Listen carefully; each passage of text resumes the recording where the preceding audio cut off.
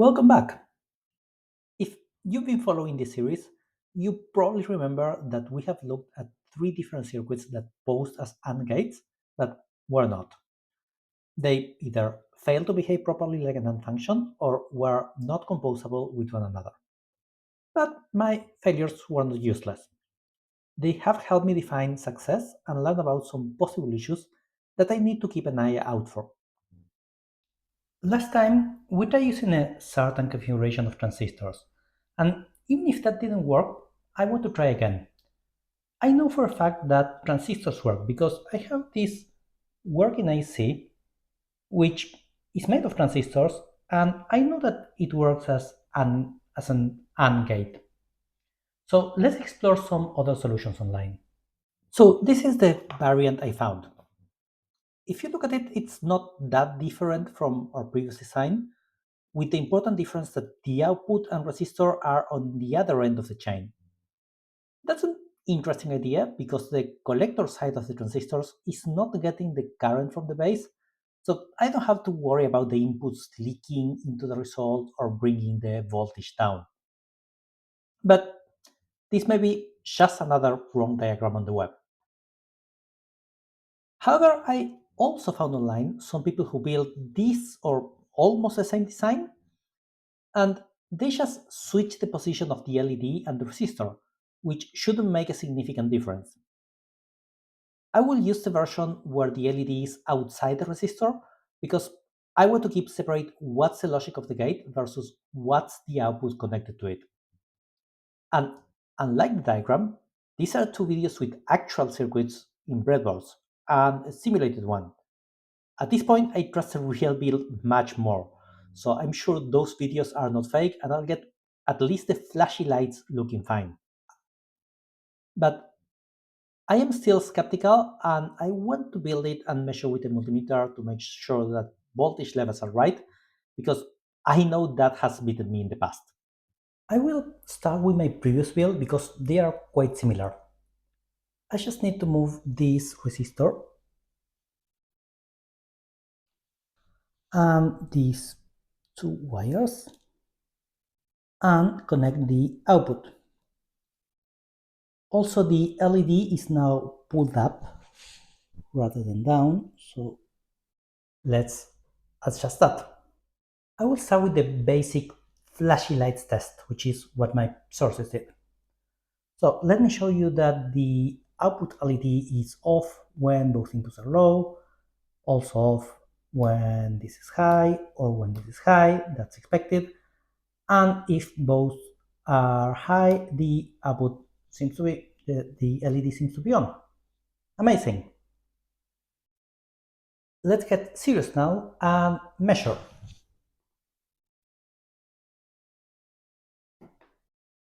Okay, what's the output voltage over here? Well, that's about 2.3. That number is awful. I would like to see close to 5 volts. And maybe the voltage drop from the LED is messing up our measurements. If I remove the LED, we can see something strange going on here. This gate is actually bringing the power in from the output.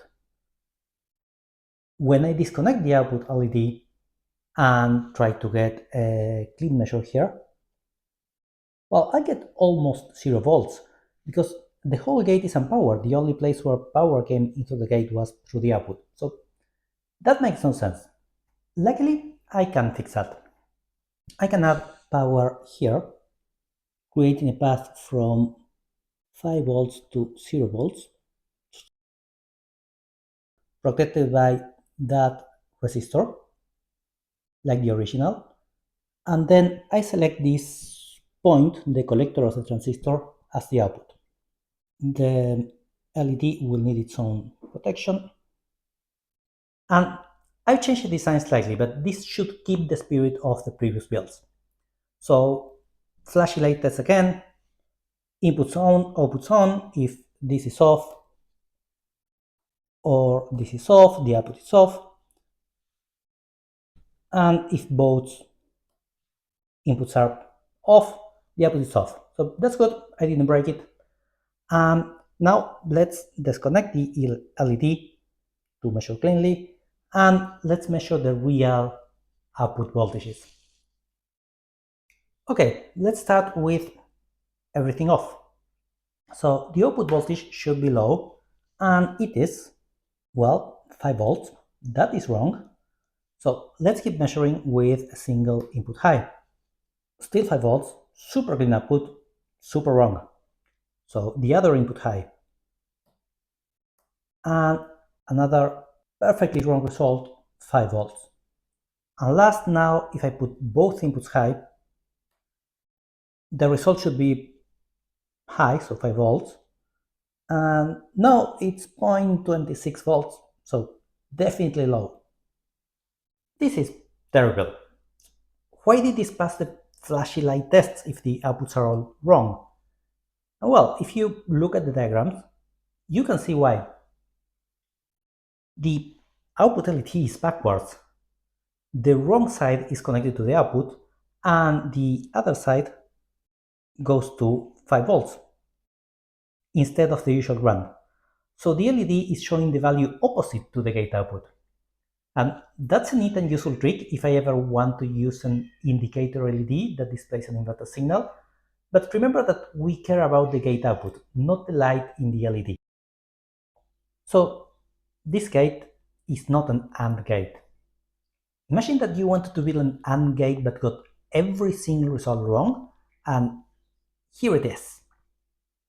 Which is a shame because it actually got the best voltage levels I've ever seen so far. The highs were brilliantly high and the low was pretty good too, but they're all wrong. If we stop and watch carefully, the results make total sense. When both inputs are high, then the transistors are both on, and that creates a path of low resistance from this point into the ground through here. If any of them are off, then this point is pulled up to 5 volts through this resistor over here. So yeah, this won't be our AND gate. Is it time to back up and hope more luck for the next video? Or perhaps there's something good that can come out of this. What we built has a name. It's called a NAND gate with an extra N that means negate or get every result wrong. But they can be useful if this is the computation you are looking for, which is not our case right now. Still, it's good to keep this solution around for another day. But there's more. The results we got are not just different to our expectations, they are exactly the opposite. And surprisingly, that's good news. Think of it like having a compass that points south.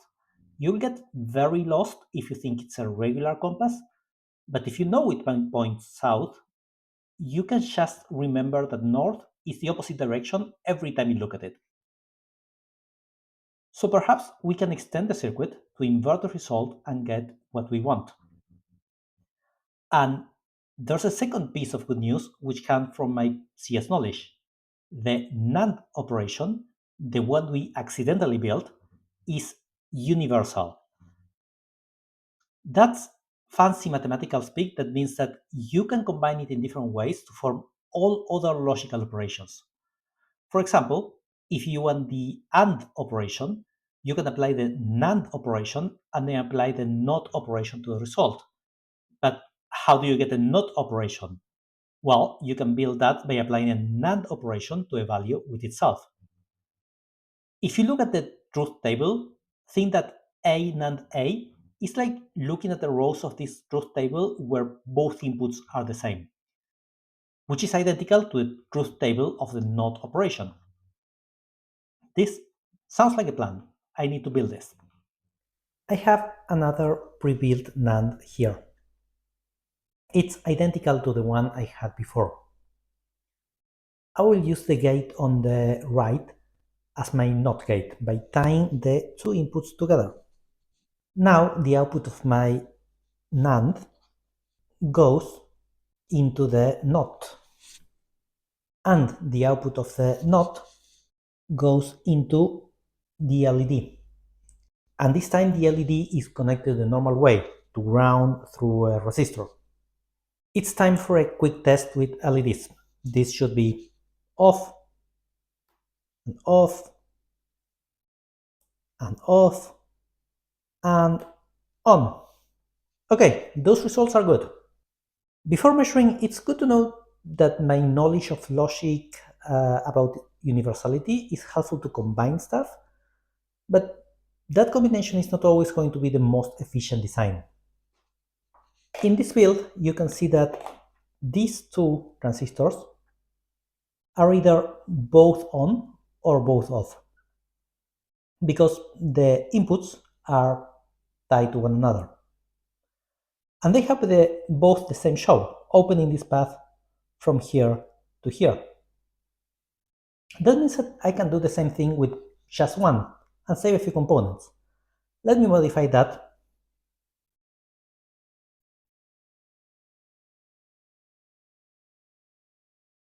And test. So this is off and off, off and on. That's great, still works. And by the way, we now have learned how to build NOT gates with a single transistor. I will remove the LED and measure voltages. This high value is so close to 5 volts that I'll call it perfect. And here I have about half a volt, 0.45. Here I have also 0.45 and also 0.45 in this case. This looks like a proper AND gate, and it measures better than all of the previous ones. It also doesn't depend on fine-tuning the voltage divider like the one before. I could change the value of this resistor or this resistor here that go from 5 to 0, and that wouldn't impact the output voltage. What about composing? So the errors in my new gate are smaller than past ones, but that's not necessarily good enough. That would mean that my circuit has a problem when I go 6 gates deep rather than going 3 gates deep. But if you look at how the output works, you can see that the output of each gate doesn't depend on the previous input. High values come from the 5 volts rail directly, and that's why they measure so well. For the next gate, a high output will come again from 5 volts, unaffected by the previous one. Low values have a bit of a loss, but again, it doesn't accumulate. The loss comes from the voltage difference between collector and emitter, but the emitter always goes to the ground.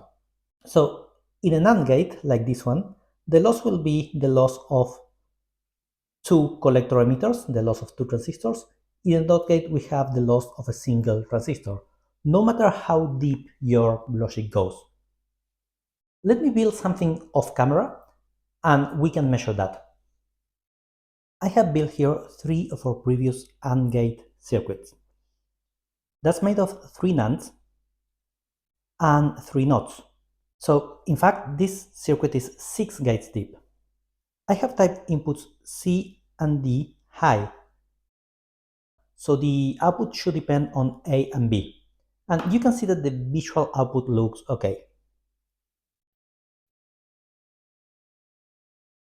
If I set this input low, then this LED will never turn on no matter what I do with any of this. Let's remove the LED and measure to see what's the actual signal value and check if it degrades. Let's start with the high output, which should be now because both inputs are on.